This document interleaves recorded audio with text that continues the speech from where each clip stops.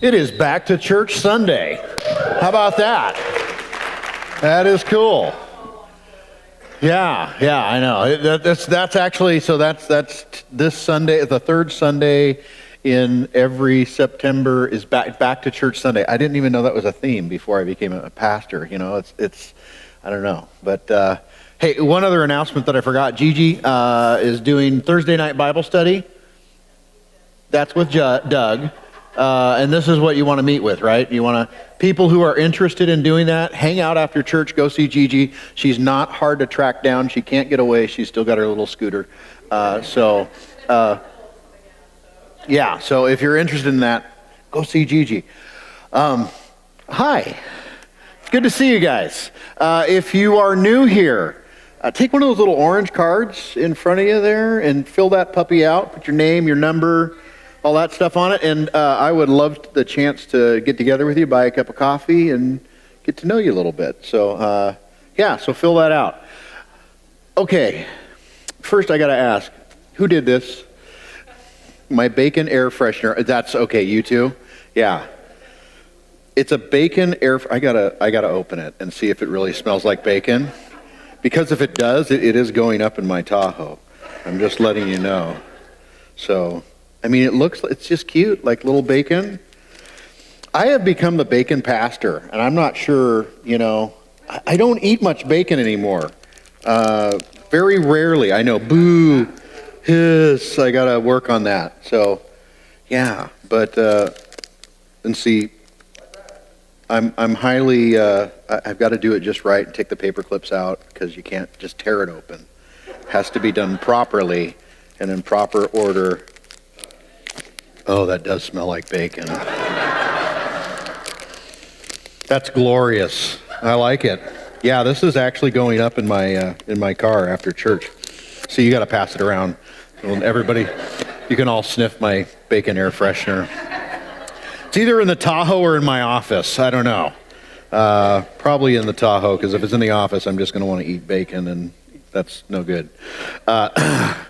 Okay. It is a good Sunday to be at Vertical Church. Matter of fact, if you're a guest here with us today, it's a really good Sunday to be here, because we've been going through Hosea, and Hosea is pretty heavy duty. And Hosea has been like smacking us down as we've gone through. And today, it's happy day. It's good stuff day. Yay, you guys have been waiting for one, huh? Yeah, because we've had a few weeks of like, oh my gosh, Pastor Matt, I just feel so terrible. And so this week, it's happy stuff. It's good stuff. And we're going to be reading today out of Hosea chapter 5, verses 15 through chapter 6, verse 3. Now, I know what you're thinking, Matt, why are you doing the last verse of the last chapter and then 3? Because that's where the natural break occurs in what Hosea is doing. Dennis. Dunce? Yeah. That's where the natural break occurs. And if you'll remember, Hosea has these big cycles of judgment and then a smaller cycle of salvation and restoration. And so we've gone from judgment to and we keep doing this and keep doing this. So in the last cycle of judgment was pretty long. This segment that we have today of restoration is very short, and then we enter into the longest cycle of judgment in the book that goes all the way through chapter 11. Starting next week, we go through that. So prepare yourselves. But this week, good stuff. Happy stuff, and I'm excited to share with you and show you. The reason why this is so great is because Hosea really reveals to us in this passage the character of God. That is who God is. I mean, some of his core key things that he is, and that should give us comfort. You see, we should be able to trust God. We should be able to know that God, he really understands everything. And he knows what's going on. And he is able, in the midst of our problems, in the midst of the train wreck that sometimes is our life, he's able to work miraculously sometimes for our benefit in the midst of that. So read with me if you would. This is Hosea chapter 5, verse 15 through chapter 6, verse 3. He says, "Then I will go back to my place until they admit their guilt, and they will seek my face. In their misery they will earnestly seek me. Come, let us return to the Lord. He has torn us to pieces, but he will heal us. He has injured us, but he will bind up our wounds. After 2 days he will revive us. On the third day he will restore us, that we may live in his presence. Let us acknowledge the Lord. Let us press on to acknowledge him.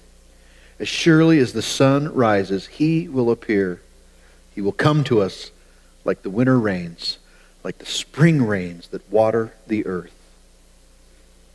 I love this because if you remember, the last part of what we read last week was God said, "I am going to be like a lion to Ephraim, like a great lion to Judah. I am going to put my claws out and rip them to shreds and grab them by the neck and drag them off." I mean, it was this picture of being mauled by a large cat. I mean, and it was not a pretty picture at all. So he says, that's what I'm going to do to Ephraim. That's what I'm going to do to Israel. And he goes on and he says, after that, he says, "Then I will go back to my place until they admit their guilt." I love that. I'm going to go back to my place. I'm just going to hang out there for a while. I'm going to go back. God is going to just wait. He's going to hang out and wait until you're ready. Until you're really ready. I don't know if you know that, but God, he'll wait patiently for you. As a matter of fact, that's what Hosea wants us to understand about God, is that he is patient. He is incredibly patient. Which is great because I can be a frustrating individual.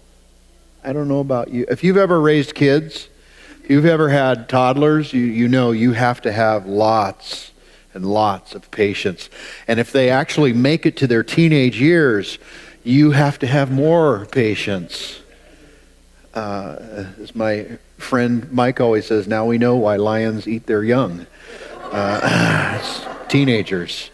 It's just, it's tough stuff. You've got to have patience. And God is an incredibly patient God. And he is going to wait until they seek him. He is going to wait until they earnestly seek him. In their misery, he says, they're going to look to me. God is content to sit and wait while we stew in it. And sometimes that's exactly what we need to do. We need to get to a point where we're really ready for change. For me, when I think of misery, I think of in my past, I was a drug addict. I was addicted to methamphetamines and to alcohol and to pot, and I dealt drugs and I did a lot of drugs, and I got to a point where I could not stop. There was no possible way. I'd tried everything I knew, and I was beyond miserable. Not only that, but I was at the farthest place in my life than I had ever been from God. But you know what? That's when he stepped in. That's when I had this incredible spiritual experience. It's when God really revealed himself to me. He waited patiently. And in my misery, I turned to him. So that's the first thing Hosea wants you to get, is that God is patient with you. He will never force himself upon. He's going to wait for you. But understand that you don't have to have it all together to go to him. And sometimes that's what we feel like, right? Like, I can't go to church because my life is not where it should be. I can't go to church because I'm not doing the right things every day in my life, and I'm a kind of a sinner, so I can't go. Yeah, that's just not true. If you're kind of a sinner, you actually don't fit in very well here, because we're really sinners. That's the truth. And You don't get your act cleaned up so that you can go to church. You go to church and you get your act cleaned up. That's how it works. That was, me. I was a drug addict and I decided to go back to church. And it was scary because I knew church had like all those holy people, right? And like you can't handle all those people.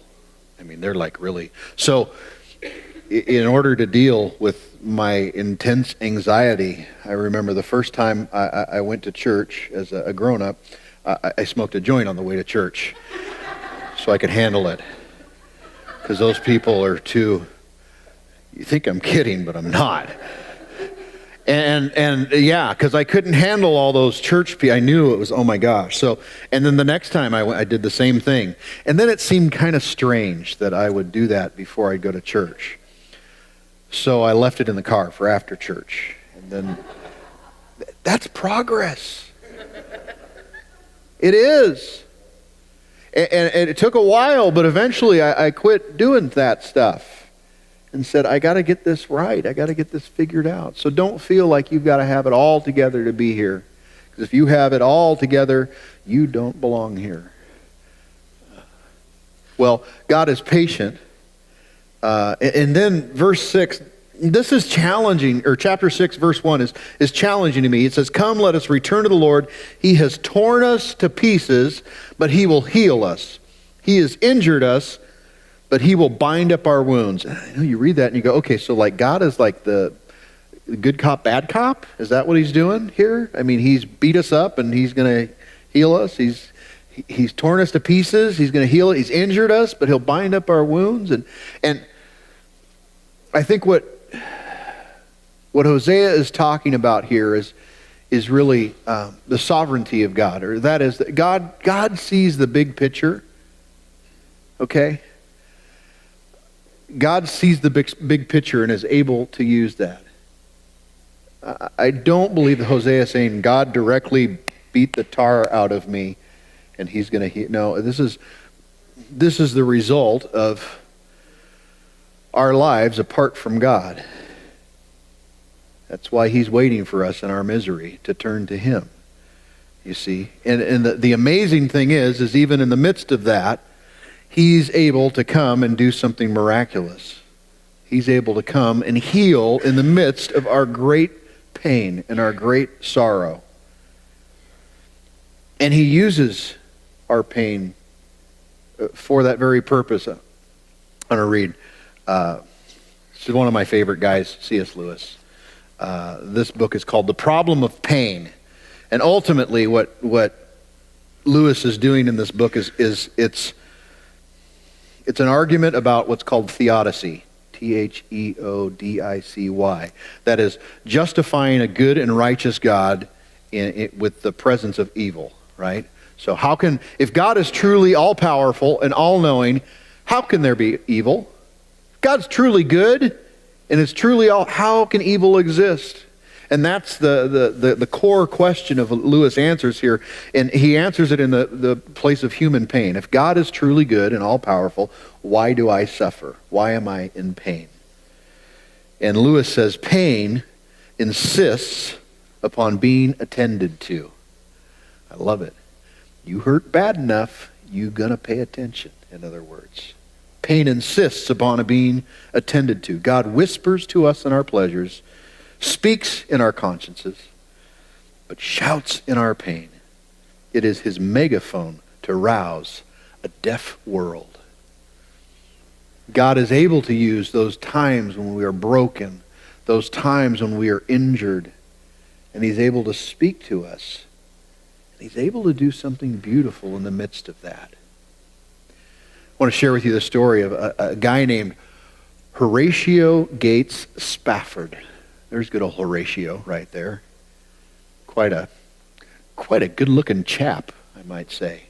Horatio lived in the 1800s, and Horatio was good friends with a man by the name of D.L. Moody, Dwight L. Moody. He's a very famous evangelist.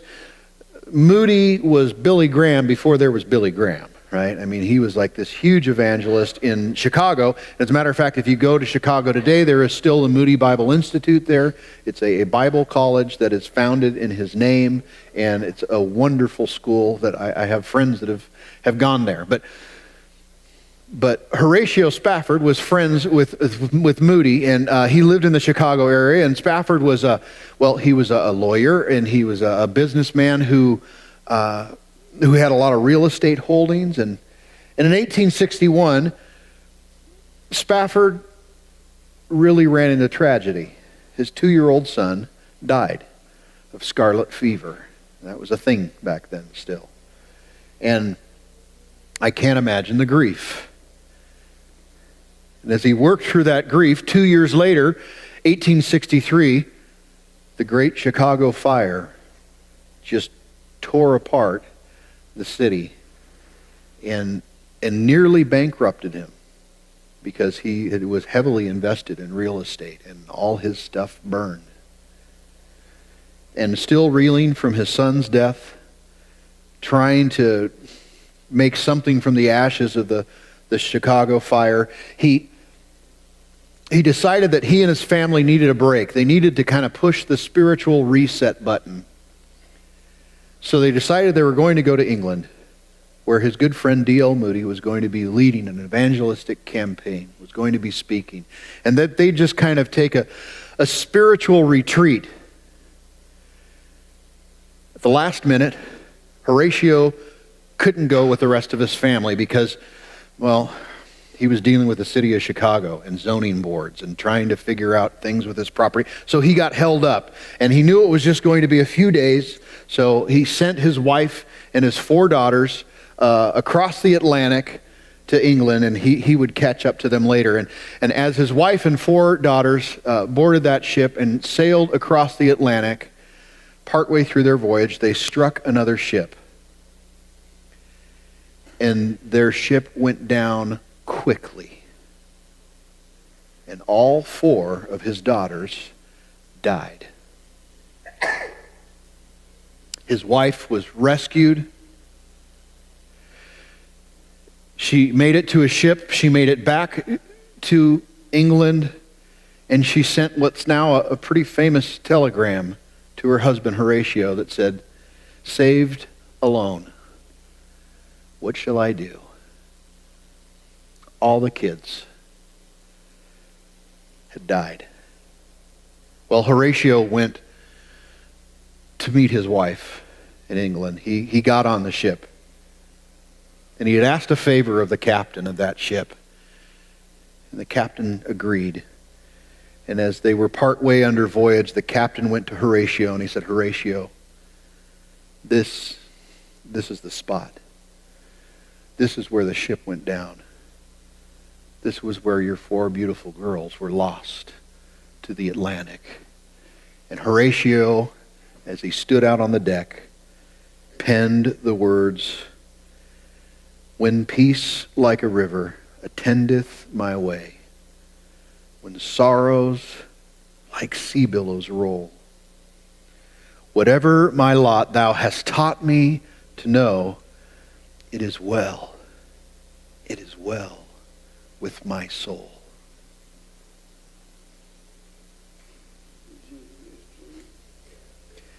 Chapter 6 says, "He has torn us to pieces, but he will heal us.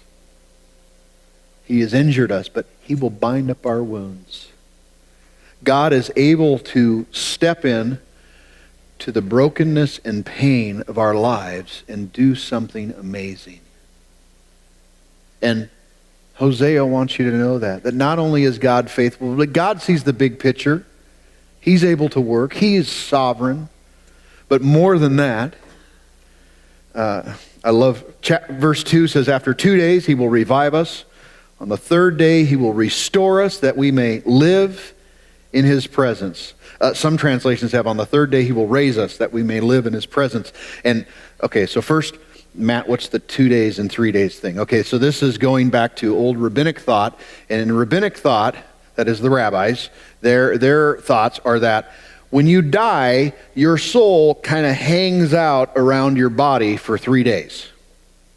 2 or 3 days. At the end of 3 days, it's definitely gone. Right? It just kind of moves on, but it's kind of like it just kind of hangs around there and doesn't go anywhere. And I don't know why. That's just what they think. And as a matter of fact, that's even why Mary said to Jesus, "Teacher, Lazarus has been dead for like 3 days now."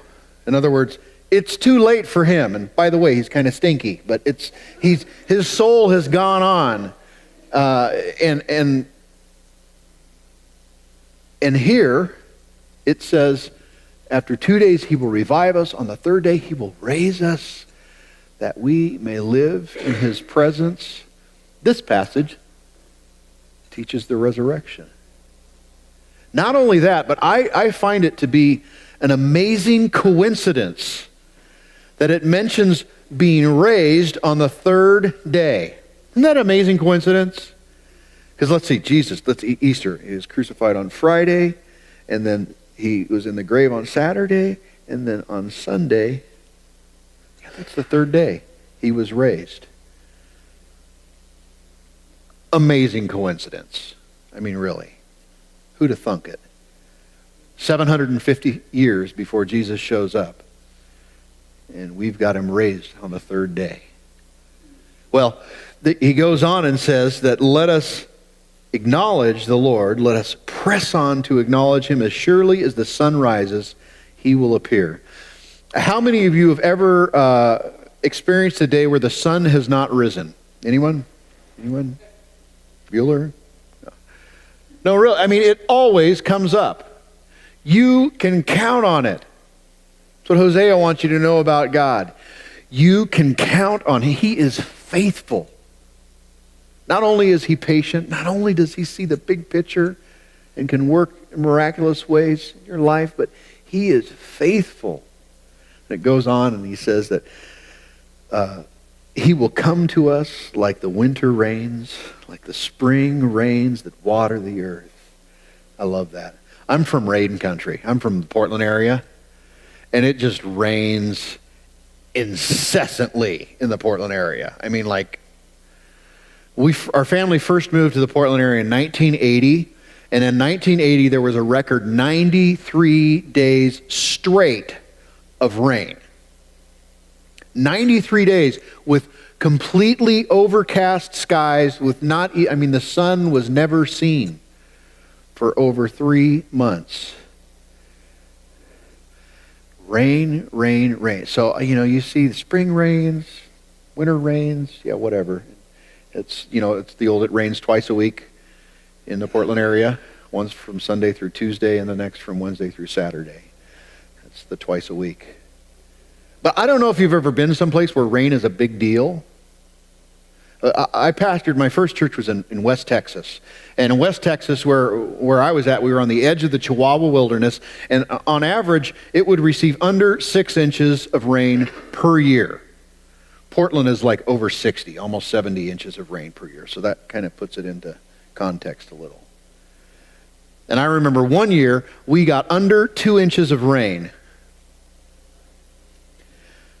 And it always blew me away how we'd ask for prayer requests. It was a small little community church, and do we have anything we need to pray for? And someone would always raise their hand and say, "Can we pray for rain?" It just sounded like the silliest thing to me, because I'm from Portland. It'd be like from Boise and praying that the leaves would turn and fall off the tree. You know it's going to happen, right? But really, it was so amazing. In that little corner of West Texas, if it did rain, just a little bit, it transformed the landscape. I always thought that was wild. How like this little shower, and all of a sudden everything turns green. Those plants there, they're really hardy, and they just wait for it. And when they get it, they suck it all up, and they store it, and they bloom, and it was just beauty. That's the picture Hosea gives us of God. He is like the winter rains. He's like the spring rains. Oh, you've been waiting for it. He restores and refreshes everything. That's what Hosea wants us to understand about God. He's that kind of God. He's patient with us, that he sees the big picture even when we don't, and that he is faithful. I want to encourage you in that today. I don't know where you're all at. What's happening in life, your life might be a total train wreck right now. There may be insane things going on and things beyond your control that you don't know how they're going to turn out. And God has been the farthest thing from your mind. You are pretty caught up in right where you're at. Know that he's patient. He's waiting for you. And even though all you can see is the mess that you're in, he sees it all. And he's able to work in the midst of that mess. And that he is faithful. That he loves you so much. I mean, I think we're the most like God when we love. There's a new sign as you come up the hill on Chinden, a new billboard. And every time I see it, I grit my teeth. It says in really big, bold font, "Real Christians obey Jesus' teaching." I think it's maybe a Nazarene thing. I don't know. Yeah. I'm kidding. Really, real Christians obey Jesus' teaching. And I think, you know what? When I get to heaven, what I do not want to hear from God is I am so proud of how obedient you've been. I mean, I try to be that way.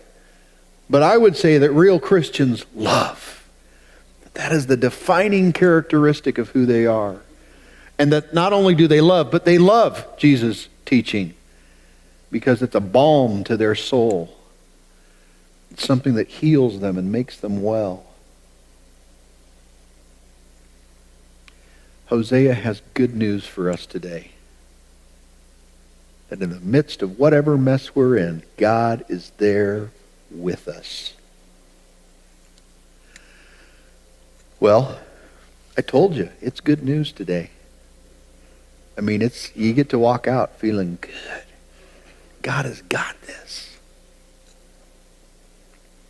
Next week, gird your loins. We're getting heavy again. But this week, I just want to take a minute and I want to just thank God and respond to him for his goodness in our lives. So would you bow your heads with me, and we're going to close in prayer.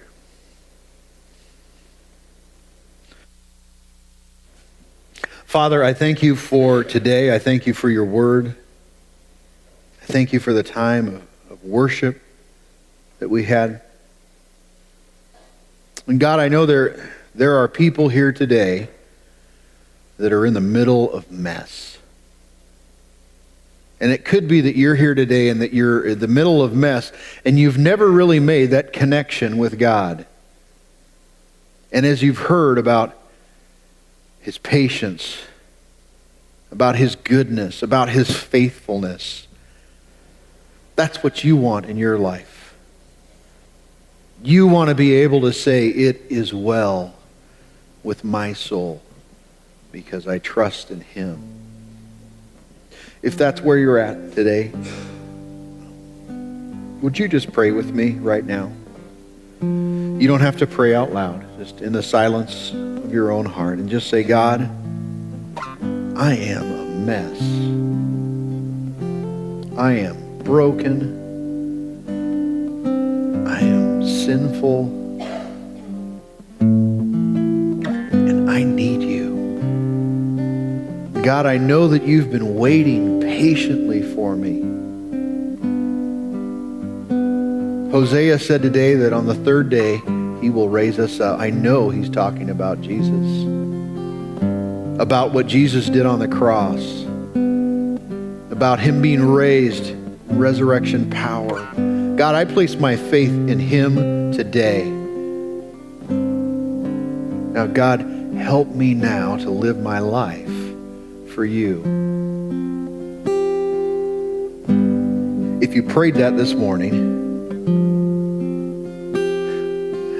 God, he's patiently waited for you for so long. And he's waited for you because he loves you so much.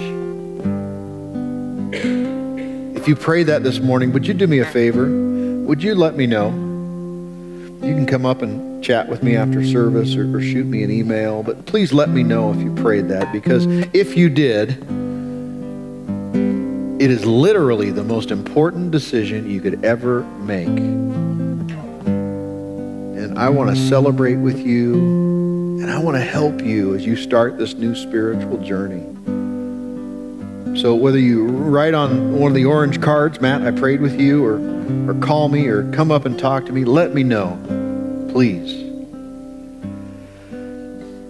Father, there are a lot of us here that have named your name, that have professed faith in you for many, many years. And sometimes we get caught up in the mess and we forget to look up. Help us to be reminded today of what Hosea has to say about you, Father. You're patient with us. God, we thank you so much you're patient. God, that you are able to work in our lives in the midst of our mess, and we thank you for that. And God, we thank you for your faithfulness. That even when we're not, even when we wander away, like Hosea's wife did, God, you still love us. You're still faithful to us. It's all because of who you are. So God, we thank you for that. Father, I pray a blessing on the offering that we're preparing to take. God, that you would take these funds, that you would use them, and that they would be just simply a tool that allows us to share your goodness, your faithfulness, your patience with others, that they might have the peace and truth in their hearts that we have in ours.